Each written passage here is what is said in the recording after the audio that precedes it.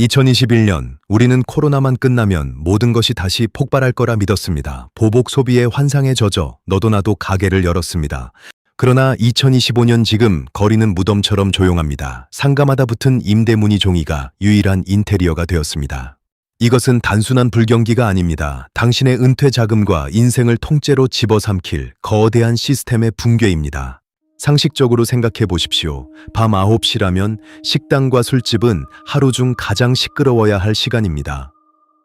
하지만 지금 대한민국의 골목 상권은 기이할 정도로 고요합니다. 손님이 없어서가 아니라 아예 문을 열지 않은 가게들이 즐비하기 때문입니다. 셔터에 뽀얗게 내려앉은 먼지와 그 위에 덕지덕지 붙은 임대문의, 권리금 없음이라는 전단지들은 마치 자영업자들의 묘비명처럼 보입니다. 저녁 장사를 포기하고 일찍 불을 꺼버린 식당 안에서 홀로 계산기를 두드리는 사장님의 등 뒤로 서늘한 정적만이 감돌고 있습니다. 많은 분들이 IMF 때를 떠올리며 그때도 버텼는데 이번에도 지나가겠지 라고 위로합니다. 하지만 현장에서 느끼는 공포는 그때와는 질적으로 다릅니다. IMF 시절에는 기업이 망해서 거리로 나온 가장들이 퇴직금으로 가게를 차리면 적어도 먹고 살 수는 있다는 패자부활전의 희망이 있었습니다. 그러나 2025년 지금은 그 패자부활전의 무대마저 완전히 붕괴되었습니다. 손님이 없는 가게에 앉아 째깍거리는 시계 소리를 듣는 것, 그것은 단순한 지루함이 아니라 매분 매초 내 자산이 증발하는 소리를 듣는 고문과도 같습니다. 이 거리는 지금 전쟁터가 아닙니다. 전쟁이 끝나고 아무도 남지 않은 폐허에 가깝습니다. 화려했던 간판 불빛이 하나둘 꺼질 때마다 누군가의 30년 직장 생활의 결과물인 퇴직금도, 노후를 위해 아껴둔 적금도 함께 어둠 속으로 사라지고 있습니다. 이것은 일시적인 불경기가 아닙니다. 우리가 알던 자영업 생태계가 근본적으로 소멸하고 있다는 명백한 신호입니다. 오늘 우리는 뉴스가 보여주지 않는 이 참혹한 붕괴의 현장을 아주 냉정하게 들여다보려 합니다. 지금부터 보여드릴 숫자는 단순한 통계가 아닙니다. 누군가의 파산 선고이자 곧 닥칠 여러분의 미래일 수도 있습니다. 감정을 배제하고 현실을 직시할 준비가 되셨습니까? 이 거리의 침묵 뒤에 숨겨진 진짜 공포, 그 실체를 낱낱이 파헤쳐 보겠습니다. 2025년 대한민국 자영업 시장은 그야말로 대학살의 현장입니다. 통계청 데이터를 보면 자영업자 수는 550만 명으로 쪼그라들었습니다. 이는 코로나 팬데믹 당시보다 더 낮은 수치이며 최근 2년 사이에만 100만 명의 사장님이 시장에서 강제 퇴출당했습니다. 더 충격적인 것은 신규 창업 대비 폐업 비율입니다. 현재 이 수치는 79.4%에 육박합니다. 쉽게 말해 10개의 가게가 희망을 안고 문을 열 때 옆에서는 8개의 가게가 간판을 내리고 있다는 뜻입니다. 문제는 단순히 문을 닫는 것으로 끝나지 않는다는 점입니다. 과거에는 장사가 안 되면 보증금이라도 건져서 나갔지만 지금은 빚더미 폐업이 대세가 되었습니다. 자영업자들은 폐업을 하고 나서도 평균 2,500만 원 이상의 빚을 그대로 떠안습니다.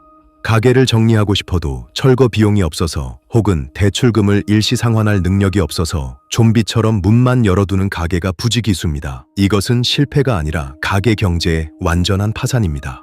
자영업자의 마지막 보루라 불리는 노란우산공제의 폐업 공제금 지급 현황을 보면 상황은 더 심각합니다. 사장님들의 퇴직금이나 다름없는 이 돈을 깨서 생활비로 쓰는 비율이 역대 최대를 기록했습니다. 자영업자 대출 연체율은 1.88%로 12년 만에 최고치이며 특히 저소득 다중채무자의 연체율은 12%를 넘겼습니다. 금융권에서는 이미 자영업 대출을 회수 불가능한 악성 부채로 분류하기 시작했습니다.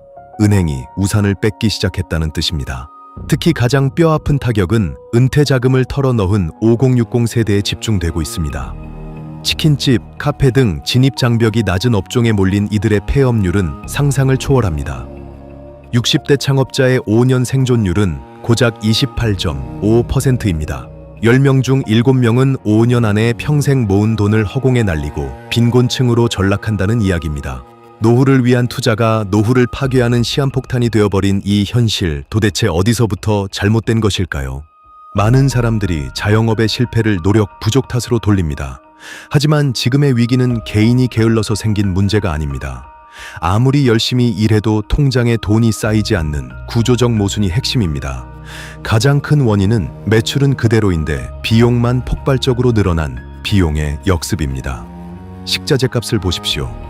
10,000원짜리 국밥 한 그릇을 팔 때 과거에는 재료비가 3,000원이었다면 지금은 4,000원, 5,000원을 육박합니다.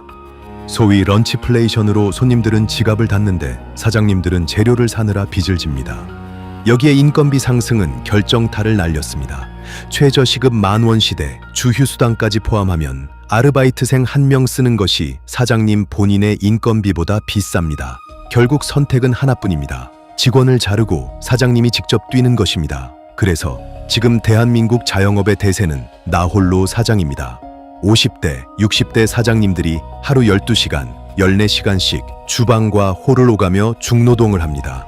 이것은 사업이 아니라 자신의 몸을 갈아 넣어 겨우 임대료를 내는 현대판 노예 노동에 가깝습니다.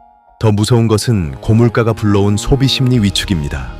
손님들의 지갑이 얇아지니 객단가가 떨어지고 사장님은 가격을 올리고 싶어도 손님이 끊길까봐 올리지 못합니다. 재료비는 오르고 가격은 못 올리고 몸은 부서져라 일하는데 월말에 정산을 해보면 순수익은 아르바이트생 월급보다 적습니다. 매출 3천만 원이라는 숫자에 속지 마십시오. 월세 떼고 재료비 떼고 이자 떼고 나면 사장님 손에 쥐어지는 돈은 100만 원도 안 되는 경우가 허다합니다. 결국 이 구조적 모순은 자영업자를 가난한 자본가로 만들었습니다. 자본을 투자했지만 노동자보다 못한 수익을 얻고 모든 리스크는 혼자 감당해야 합니다. 이것이 2025년 자영업 붕괴의 첫 번째 원인, 수익 구조의 파탄입니다. 하지만 진짜 포식자들은 따로 있습니다. 여러분의 피와 땀을 빨아먹으며 비대해지는 거대 플랫폼과 금융 시스템, 그들의 잔인한 수법을 다음 챕터에서 고발합니다. 자영업자를 벼랑 끝으로 미는 또 다른 손, 바로 플랫폼입니다. 배달앱 수수료 문제를 봅시다. 소비자는 무료 배달이라고 좋아하지만 그 비용은 고스란히 점주에게 전가됩니다. 중개 수수료, 결제 수수료, 배달 대행비, 여기에 깃발 꽂기 광고비까지 2만 원짜리 치킨 한 마리를 팔면 플랫폼이 가져가는 돈이 6,000원에 육박합니다. 팔수록 손해보는 구조라는 말이 결코 과장이 아닙니다. 플랫폼은 혁신이라는 가면을 쓰고 자영업자의 마진을 빨아먹는 거대한 빨대가 되었습니다. 금융 시스템도 공범입니다. 코로나 시절 정부는 저금리 대출로 자영업자들의 연명을 유도했습니다. 하지만 그 대출들이 이제 변동금리의 부메랑이 되어 돌아왔습니다. 개인 사업자 신용대출 금리는 평균 5.82%, 일부는 7 내지 8%에 달합니다. 매출은 반토막 났는데 이자 비용은 2배로 뛴 것입니다. 은행들은 리스크 관리라는 명분으로 대출 만기 연장을 거부하거나 원금 상환을 독촉합니다. 비 올 때 우산을 뺏는 정도가 아니라 비에 젖은 사람을 물속으로 밀어 넣고 있습니다. 마지막 포식자는 비탄력적인 임대료입니다. 상권이 죽어 거리에 사람이 없어도 건물주의 월세는 요지부동입니다. 오히려 물가 상승분을 반영해 월세를 올려달라는 요구까지 나옵니다. 자영업자는 계약기간이라는 족쇄 때문에 장사가 안 되어도 나갈 수가 없습니다. 나가려면 남은 기간 월세를 다 물어내거나 들어올 사람을 구해와야 하는데 이 폐허 같은 골목에 누가 들어오겠습니까?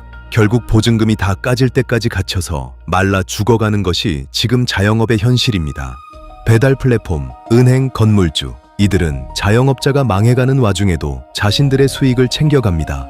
이것은 기울어진 운동장이 아니라 자영업자만 떨어지는 절벽입니다. 열심히 일하면 잘 살 수 있다는 믿음은 이 시스템 앞에서 철저히 배신당했습니다. 그렇다면 이제 어떻게 해야 할까요? 정부가 도와줄까요? 아니요, 기대하지 마십시오. 이제부터는 철저한 각자 도생의 시간입니다. 다음 챕터에서 그 냉혹한 생존 전략을 말씀드리겠습니다. 가장 먼저 드리고 싶은 말씀은 희망 고문을 끊으라는 것입니다. 정부의 지원금이나 대출 연장은 진통제일 뿐 치료제가 아닙니다. 현재 적자가 3개월 이상 지속되고 있고 대출 이자를 갚기 위해 또 다른 대출을 일으키고 있다면 지금 당장 손절매를 결단해야 합니다. 더 큰 빚을 지기 전에 폐업하는 것이 역설적으로 가장 큰 자산을 지키는 길일 수 있습니다. 폐업은 실패가 아니라 더 큰 파국을 막기 위한 용기 있는 전략적 후퇴입니다. 만약 버티기로 결심했다면 고정비 다이어트를 미친 듯이 해야 합니다. 플랫폼 의존도를 낮추십시오. 배달앱 광고비를 줄이고 차라리 그 돈으로 동네 단골에게 서비스를 더 주십시오. 2025년의 생존 키워드는 로컬과 단골입니다. 수수료로 나가는 돈을 아껴서 직접 고객을 관리하고 아날로그적인 방식으로 충성 고객을 확보해야 합니다. 화려한 마케팅보다는 투박하더라도 진심이 담긴 서비스가 이 불경기에는 더 강력한 무기가 됩니다. 마지막으로 출구 전략을 미리 준비하십시오. 폐업 후 재취업을 위한 교육 프로그램이나 채무 조정 제도를 미리 알아보십시오. 신용회복위원회의 세출발기금 같은 제도는 빚을 감면해주고 상환기간을 늘려줍니다. 부끄러워할 일이 아닙니다. 시스템이 여러분을 보호해주지 않는다면 여러분 스스로 법과 제도를 이용해 방어막을 쳐야 합니다. 정보가 곧 생존입니다. 멍하니 있다가 경매로 가게가 넘어가게 두지 마십시오. 지금은 낭만을 이야기할 때가 아닙니다. 계산기를 두드리고 냉정하게 손익을 따져야 합니다. 내 노동의 가치가 마이너스라면 과감하게 노동을 멈추는 것도 전략입니다. 자영업은 목적이 아니라 수단일 뿐입니다. 가게를 지키려다 당신의 가정과 남은 인생까지 불태우지 마십시오. 살아남는 것, 그것만이 유일한 목표가 되어야 합니다. 우리는 인정해야 합니다. 대한민국 자영업공화국의 신화는 끝났습니다. 은퇴 후 퇴직금으로 가게를 차려 여생을 보낸다는 공식은 이제 유효하지 않습니다. 2025년의 경제는 노동의 가치가 자본의 비용을 이기지 못하는 구조로 바뀌었습니다. 자영업은 더 이상 은퇴자들의 안식처가 아니라 준비되지 않은 자들을 빨아들이는 거대한 블랙홀입니다. 이 변화를 받아들이지 않으면 우리는 100세 시대의 나머지 40년을 빈곤의 공포 속에서 보내야 할지도 모릅니다. 하지만 이것은 끝이 아닙니다. 이 잔인한 구조조정의 터널을 통과하고 나면 살아남은 자들에게는 또 다른 기회가 올 것입니다. 거품이 꺼지고 경쟁자가 사라진 시장에서 진짜 실력을 갖춘 소수만이 살아남을 것입니다. 지금의 고통은 그 옥석을 가리는 과정입니다. 부디 이 폭풍우 속에서 당신의 소중한 자산과 가족을 지킬 수 있는 단단한 방주를 준비하십시오. 눈높이 경제 시선은 앞으로도 뉴스가 말하지 않는 경제의 이면, 그 불편한 진실을 계속해서 파헤치겠습니다. 달콤한 위로보다는 쓰지만 몸에 좋은 약 같은 정보를 드리겠습니다. 버티는 것이 능사가 아닐 수 있습니다. 냉정한 계산기만이 당신과 가족을 지킬 수 있습니다. 불편한 진실을 마주할 용기가 있는 분들만 함께 해주십시오. 눈높이 경제 시선이었습니다.